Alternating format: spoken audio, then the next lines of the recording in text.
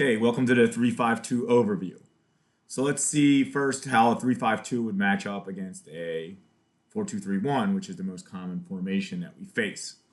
So if you see that the white is in a 4-2-3-1 formation, and you'll see that a 3-5-2, 3, and then here's the 5 right here, the center defensive mid's part of the 5, and a 2. You'll see that it basically matches up exactly with a 4-2-3-1. Everybody has a direct opponent, which means that it's extremely offensive.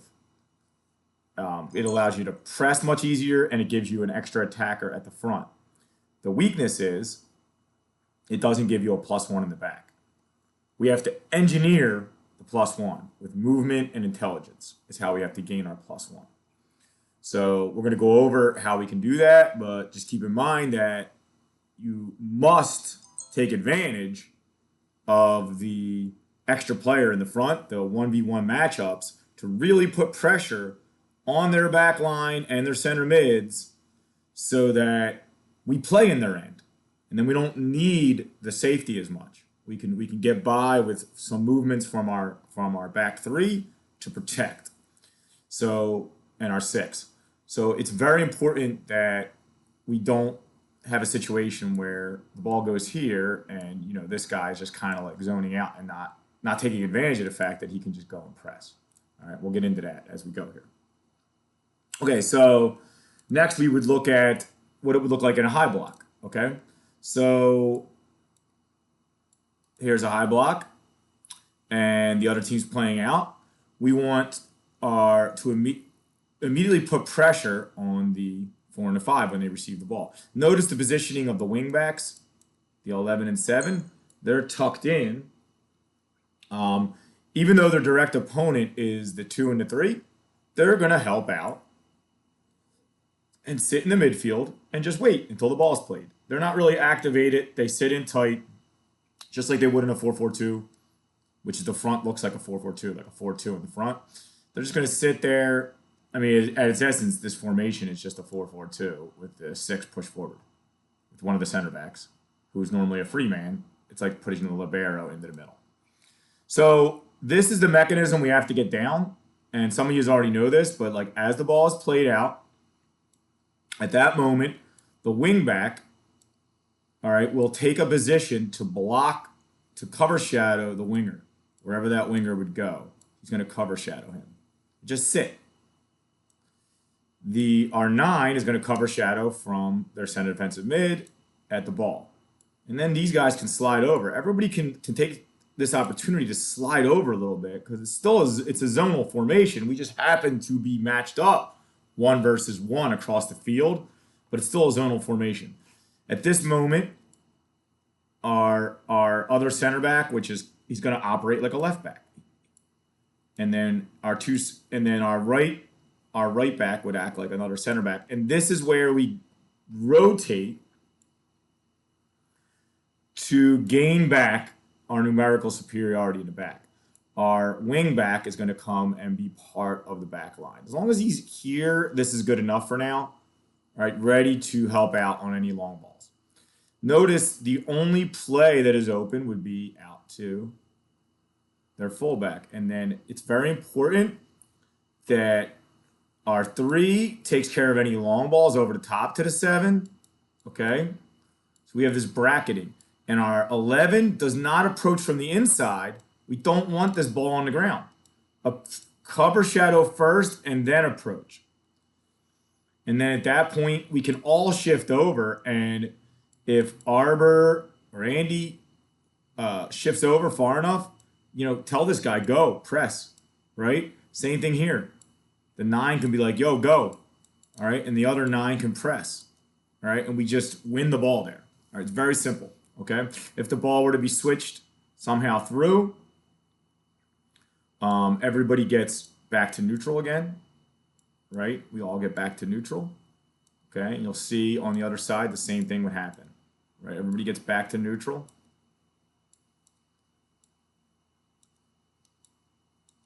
This would be neutral positioning again, right? And then you'll see the same thing happens on the other side. Ball gets played out. Okay, we press right away while the ball is being played out. Our wing back comes in and cover shadows, just like you would do in a 4-4-2, leaving the fullback open for now. He makes a run, you just still kind of cover shadow him, look behind you.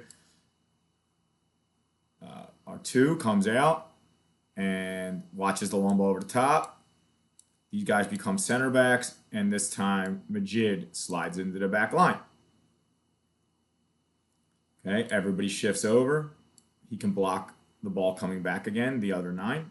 All right, ball gets played.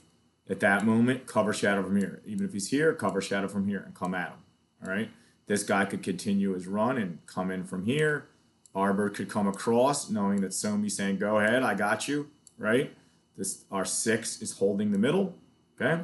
And we press, we win the ball. Pretty simple, right?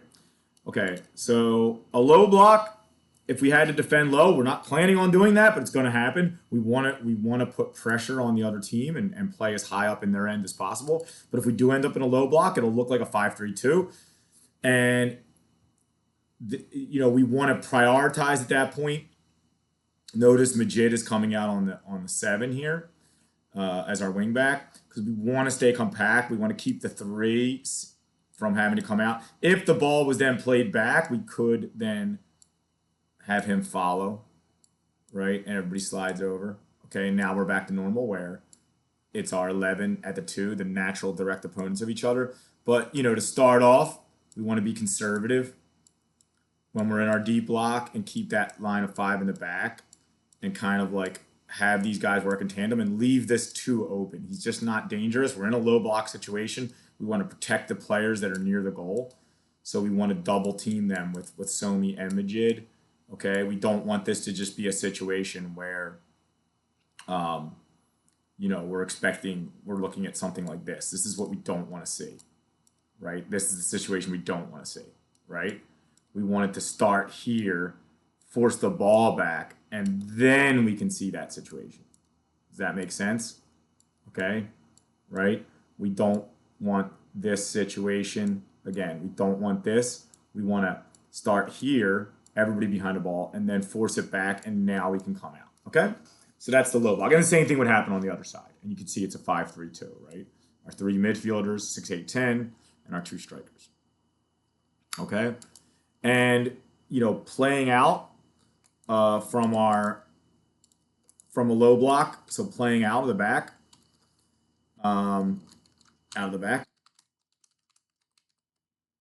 it would look like, we're going to take advantage against, especially a 4-2-3-1, where the space is at this little outside spot here. That's where our wing backs are going to really come in handy. And we can, with the 3 center backs, we can overload one side. In this case, we're overloading the left. So this is the way we want to play, right? Because this is where we're overloaded, right?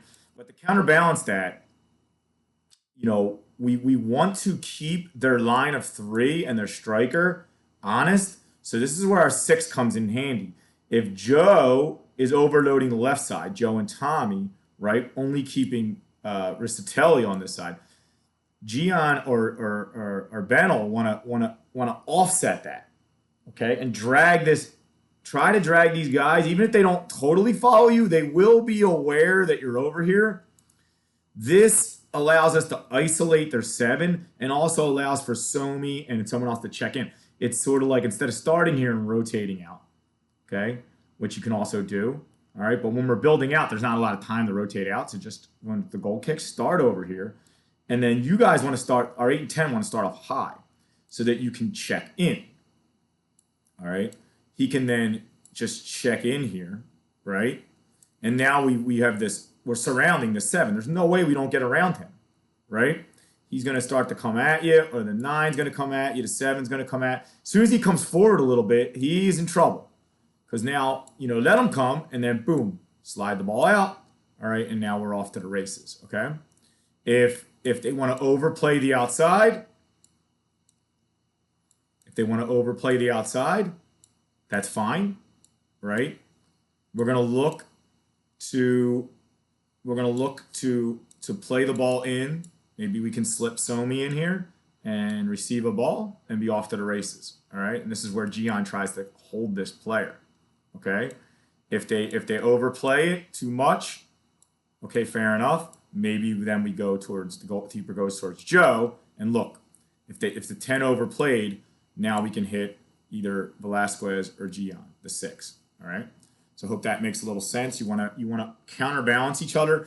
If we're overloading our 3 center backs on one side, 2 to 3 on one side, make sure the 6 starts off on the other side, leaving it open for our 8 and 10 to check down. Okay, and that's it. That's everything in a nutshell. Just remember that definitely be aware of your direct opponent, and press them right away. Win the ball up high.